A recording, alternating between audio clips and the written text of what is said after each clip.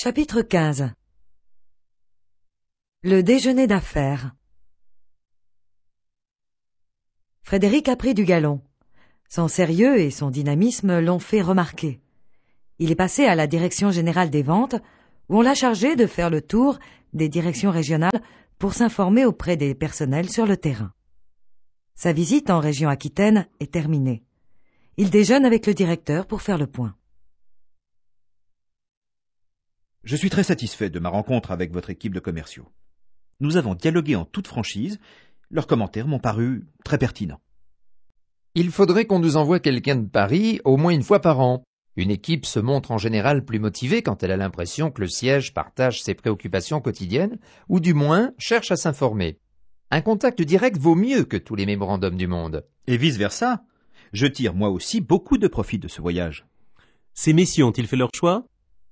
En entrée, je prendrai bien comme la dernière fois, votre saumon mariné à la nette. Ensuite, les rognons à la moutarde. Pour moi, ce sera une douzaine d'huîtres du bassin d'Arcachon et un filet grillé saignant, haricots verts. Vous êtes très raisonnable. Ça vaut mieux, et j'ai encore 3 régions à visiter. Je suis obligé de faire attention. Nous commencerons par un grave blanc, suivi d'un Saint-Émilion. Apportez-nous aussi une bouteille d'eau minérale. Plate ou pétillante? Pétillante, merci. Pour revenir aux discussions de ce matin, on m'a dit que l'emballage de nos madeleines demandait à être amélioré. Très juste. La présentation actuelle est plutôt terne.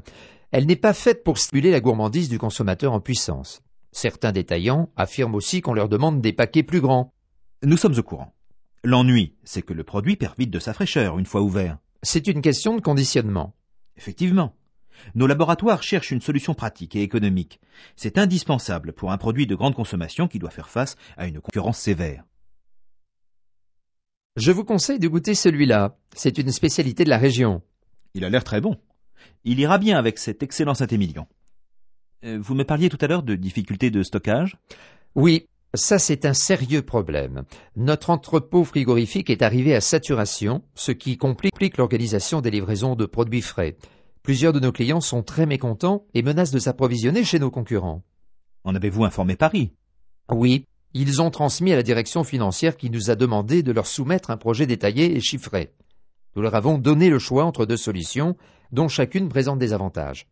Faxez-moi un récapitulatif sommaire de vos propositions. Je verrai si je peux faire quelque chose pour accélérer la décision. Il est presque 15 heures, mon avion pour Lyon est à 16h30. Je dois prendre congé, en vous remerciant vivement de votre hospitalité. Ce fut un plaisir pour moi. Garçon, l'addition s'il vous plaît.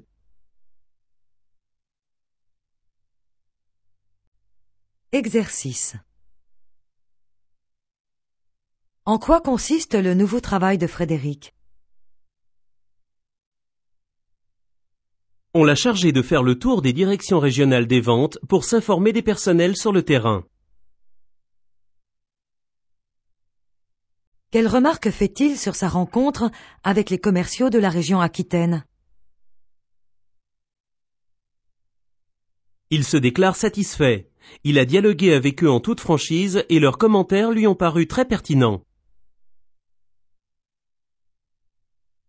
Pour quelle raison le directeur régional aimerait-il qu'on envoie quelqu'un de Paris au moins une fois par an?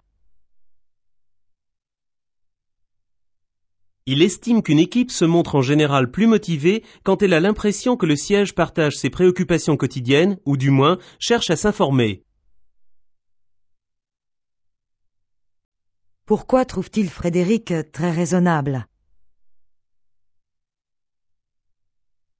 Parce que Frédéric ne commande pour son déjeuner que des huîtres et un filet grillé avec des haricots verts. Pensez-vous que Frédéric manque surtout d'appétit? Non, ce n'est pas le cas, mais il a encore 3 régions à visiter et il est obligé de faire attention s'il ne veut pas grossir. Quelle est l'opinion du directeur régional sur l'emballage des madeleines? Il trouve leur présentation plutôt terne. Elle n'est pas faite pour stimuler la gourmandise du consommateur en puissance. Les détaillants ont-ils le même avis? Oui, mais ils affirment aussi que les clients demandent des paquets plus grands. Si la société est déjà au courant de cette demande des clients, pourquoi ne fabrique-t-elle pas des paquets plus grands? Le problème pour le fabricant, c'est que le produit perd vite de sa fraîcheur une fois ouvert. Quelle mesure a été prise par Génal pour régler ce qui est essentiellement une question de conditionnement? On a demandé au laboratoire de chercher une solution pratique et économique. La saturation de l'entrepôt frigorifique régional a-t-elle de sérieuses répercussions sur la bonne marche des opérations? Oui, très sérieuse. Cela complique l'organisation des livraisons de produits frais. Plusieurs clients en sont très mécontents et menacent de changer de fournisseur.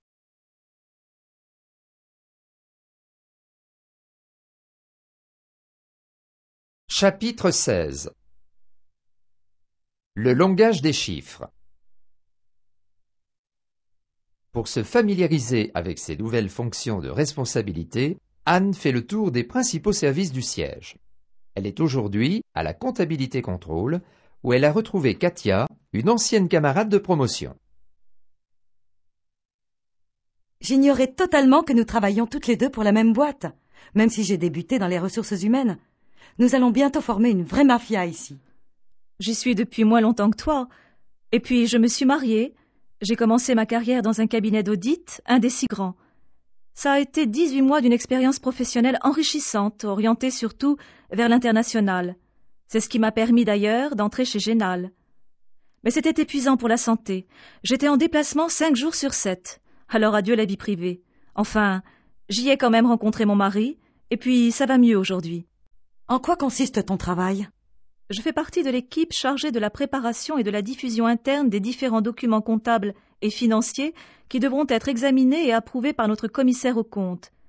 Par ailleurs, nous collaborons étroitement avec la direction de la communication à la présentation du rapport annuel.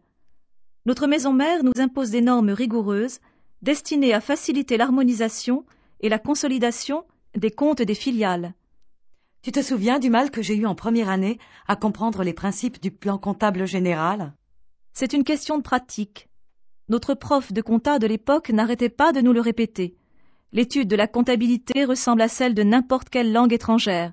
Il faut d'abord en assimiler le vocabulaire et les mécanismes. Et il faut la pratiquer régulièrement.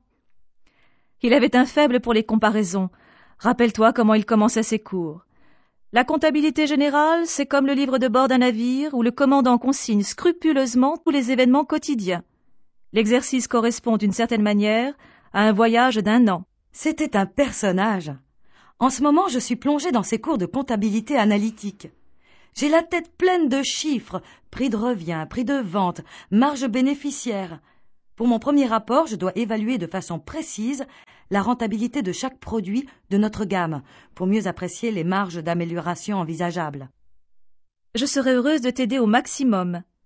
Avec le système informatique très pointu que nous avons, tu peux avoir en un clin d'œil tous les éléments chiffrés dont tu as besoin. On est loin de l'image traditionnelle du comptable en manchette de lustrine, penché sur son grand livre. Dieu merci, la profession a connu les mêmes changements que la société et l'économie en général, à savoir une plus grande ouverture sur le monde. Notre entreprise en est la parfaite illustration. Tous les documents financiers que nous publions, ici comme à Lausanne, servent de vitrine. La transparence de nos comptes est essentielle à notre image de marque auprès des investisseurs, des actionnaires et même des consommateurs de nos produits. Tu n'exagérerais pas un petit peu par hasard? Pas le moins du monde. Il n'est pas rare de voir un scandale financier ou une opération louche en bourse sur une entreprise détourner les consommateurs de ses produits. Et maintenant, puisque tu me l'as aimablement proposé, si nous interrogions ton ordinateur sur mes produits chocolatés.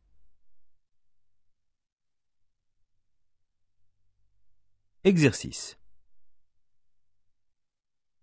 Pour quelle raison Anne fait-elle le tour des principaux services du siège? Elle doit se familiariser avec ses nouvelles responsabilités à la direction du marketing. La mafia dont parle Anne est-elle une organisation criminelle? Non, pas du tout. C'est seulement une allusion humoristique au nombre élevé d'anciens étudiants de la même école recrutés par Génal. On peut imaginer qu'ils font preuve entre eux de solidarité comme les membres d'une mafia. Katia a-t-elle, comme Anne, commencé sa carrière professionnelle chez Génal? Non. Génal est son deuxième emploi. Elle a commencé sa carrière dans un cabinet d'audit. Pourquoi Katia a-t-elle renoncé à son emploi dans l'audit alors qu'elle trouvait l'expérience enrichissante sur le plan professionnel? C'était épuisant pour sa santé d'être en déplacement 5 jours sur 7. Et il n'y avait aucune possibilité de vie privée.